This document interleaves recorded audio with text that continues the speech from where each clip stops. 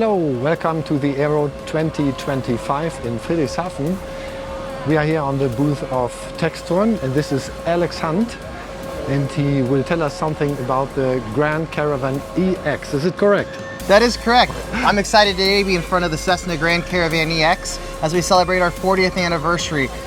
This aircraft has been in production since 1985 and it's been on a number of adventures since then. Can't wait to talk about those. Yeah, very nice. Would you please introduce yourself? What's your job at Textron? My name's Alex Hunt and I'm a Senior Technical Marketing Advisor at Textron Aviation. So I get the pleasure of working with our sales team, our customers, to help sell the best aircraft on Earth. Ah, cool. Great job. Thank you. So tell me something about the Grand Caravan. What do the clients use the Grand Caravan, for example? I know some instances, please tell me. Well, that's a very challenging question because there are so many different uses for the Grand Caravan EX. The flexibility is what really sells this aircraft. It's just at home on water, grass, gravel, dirt. And our customers have used it everywhere from safari in Africa, hauling elephants and lions in the back for wildlife refuge, all the way to the shores of Alaska for small villages. Oh, wow. And what is the usual use in Europe? In Europe, it's used a lot for private transportation. Okay. So what is it? The engine is a PT, I think. What is it?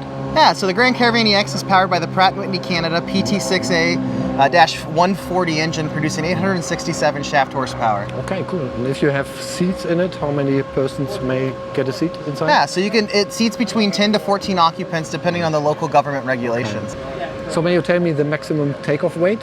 So the maximum takeoff weight of this aircraft is 3,995 kilograms or 8,807 pounds. Wow, it's quite much. It is. Yeah. It's quite the hauler, a lot of payload capability. Great. Do you think we may take a look inside? Yeah, let's go take a look inside. Okay, cool. So we have taken a seat, so please, Alex, tell me something about the cockpit, please. Yeah, so the Grand Caravan EX is powered by the Garmin G1000 NXI system, consisting of 3 displays.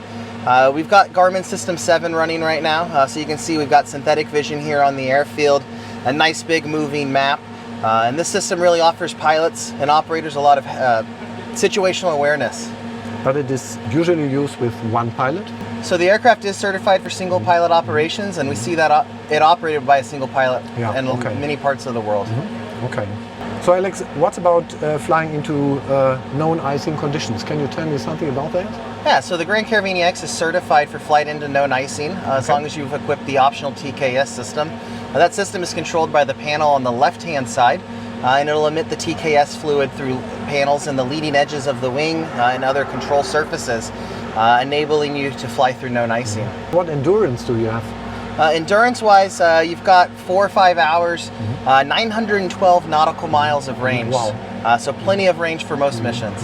As you know, I've got a PPL, private pilot license. What do you have to do to be able to fly this great bird? To fly the Grand Caravan, you just need your single pilot, the turbine endorsement from EASA. I actually have over 30 hours in this aircraft, and it took me just a few hours to feel at home coming from a Cessna 182. Okay, so 5, 10, 15, what do you think? I would say I was comfortable in less than 5 hours. Wow, cool. Okay, so I should try that. Yeah, okay. So we take a look in the back. Absolutely. To see the seats and the capability. Yeah, let's go take a look in the cabin. Yeah, cool. So Alex, now we are sitting on the rear seats. In this plane we have got 10 seats. It's enough for a very big family. So what's the maximum? So maximum is up to 14 occupants depending on your local regulations. In the US we're limited to 10 occupants, but plenty of room for the family and all of the kids. Yeah, really. Yeah, that's true. Is there anything special what you want to tell me about the Grand Caravan? Something what we have not mentioned yet? You know, one of my favorite features are these large cabin windows.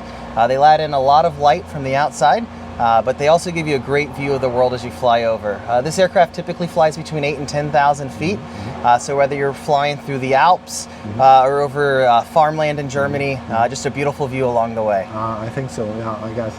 Do you have any oxygen system on board? Yeah, so we have an optional oxygen system with ports throughout the cabin. Actually, you can see them installed just up here in every light. So the aircraft can go up to 25,000 feet, but your occupants would need to be on O2. Yeah, okay, cool. At the end, I would like to ask you, what do you think about the AERO in Friedrichshafen? You told me it's your first time on this fair, and what is your impression? So this obviously is my first time at AERO Friedrichshafen. I'm having a great time. The weather's great. There's airplanes all around and just a great energy of the people. Yeah, you feel it? I can feel the energy. And if you compare to Oshkosh?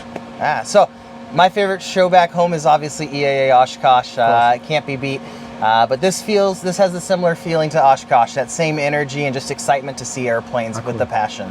Very nice. Hope you will come next year again. Absolutely, I would love to. We have already talked about the Grand Caravan, and now this is a 182.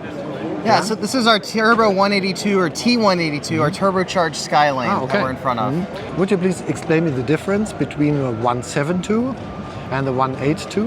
Yeah, so as you step up through our piston lineup from the 172 to the 182, what you're getting is more power as well as a wider cockpit. So more speed, more room for the family, and a little bit more power to get off runways. But probably 4 seats? 4 seats is what is standard on both of the aircraft. And you have got the 206 here, yes? Yeah, we also have over my shoulder the turbocharged Stationair, or the Turbo Stationair, the T206. That means also 4-seater, or how many? As you jump up into the 206, you actually gain another row of seats. So you have a total of 6 seats. Cool. So more room for the family or the family dog.